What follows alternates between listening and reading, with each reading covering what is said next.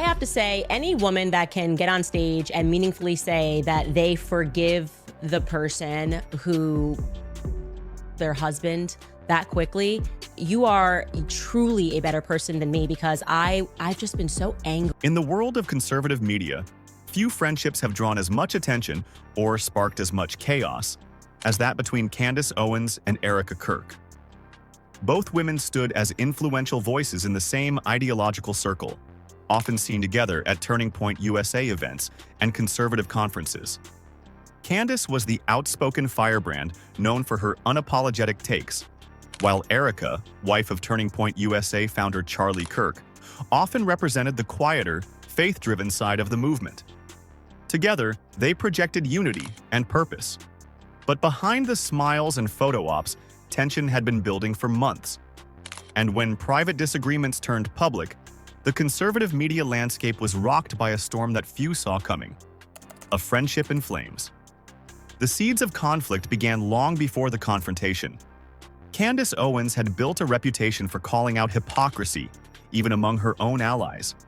Her blunt commentary often put her at odds with figures across the political spectrum, but it was her criticisms of Turning Point USA's internal culture that began to raise eyebrows.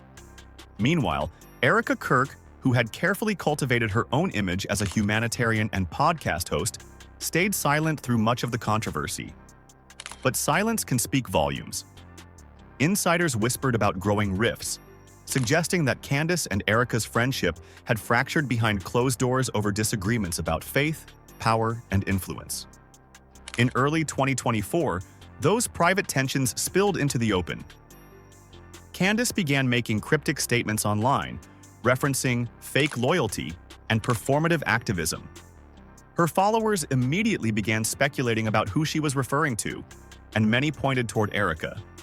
Social media lit up with debate. Was this the end of one of conservative media's most visible partnerships? Or was it just another case of online drama being blown out of proportion when personal becomes political?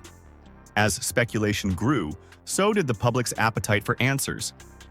Erica Kirk, who had mostly stayed out of online conflict, surprised everyone by responding. In an emotional podcast episode, she defended herself without naming Candace directly. "We all have people in our lives who project strength while masking pain," she said. "But when that pain turns into bitterness, it destroys everything around it." Her message was clear, even without using names. And within hours, Candace fired back on X, formerly Twitter, calling out what she saw as a fake attempt to play the victim. What had once been a friendship built on shared values had now transformed into a full-blown media feud, the conservative civil war. The conservative movement thrives on unity, or at least the appearance of it. That's why this fallout sent shockwaves far beyond the personal drama. Candace Owens wasn't just any commentator. She was one of the most recognizable faces in right-wing media. Erica Kirk wasn't just a podcast host. She was married to Charlie Kirk, the founder of one of the most influential conservative youth organizations in the country. Their feud created visible cracks in a movement already divided over issues of faith, political strategy, and personal ambition. Supporters quickly chose sides. Some rallied behind Candace, applauding her courage to speak truth to hypocrisy. Others defended Erica, praising her composure and grace under fire. Public perception and media mayhem. The internet did what it does best: turn a feud into a spectacle. YouTube commentators, gossip channels, and independent journalists dissected every word, every post, and every silence. Clips from Erica's interviews were replayed and analyzed for hidden meaning. Candace's tweets became headlines. What started as a personal disagreement evolved into a cultural moment that revealed the deep divisions inside the modern conservative brand. Some conservative outlets attempted to downplay the situation, framing it as just a misunderstanding. But others seized on the drama to question the credibility of both women. For Candace, critics accused her of being driven by attention, using controversy to stay relevant. For Erica, detractors accused her of hiding behind her husband's influence. In truth, both women had built successful brands of their own. Candace, through fearless political commentary, and Erica, through media projects that promoted faith and family.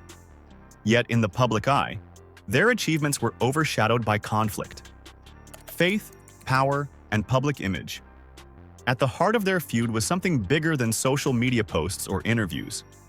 It was about authenticity, who truly lived by the values they preached. Candace had often challenged what she saw as hypocrisy among high-profile conservatives who, in her words, preach integrity but practice image management. Erica, for her part, represented the establishment, a more polished, image-conscious approach to faith and politics.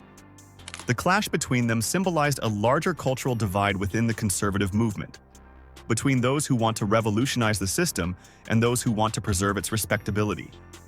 The fallout and the aftermath. By the summer of 2024, the relationship between Candace Owens and Erica Kirk was beyond repair. Their public exchanges had cooled, but the damage was done.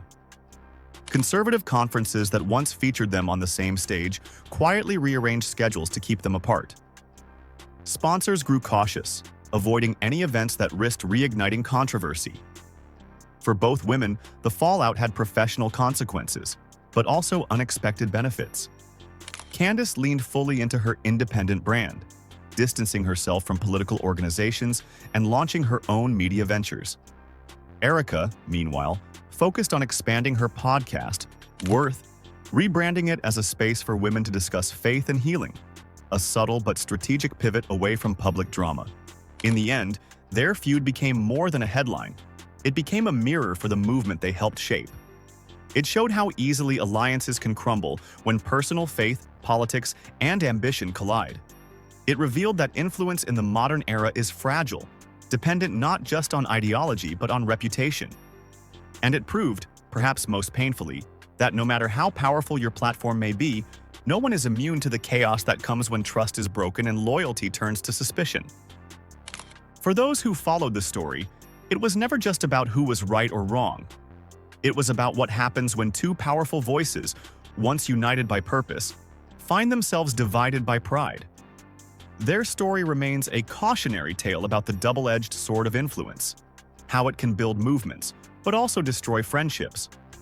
And in an era where every word is amplified, every silence analyzed, and every motive questioned, that lesson may be the most valuable of all.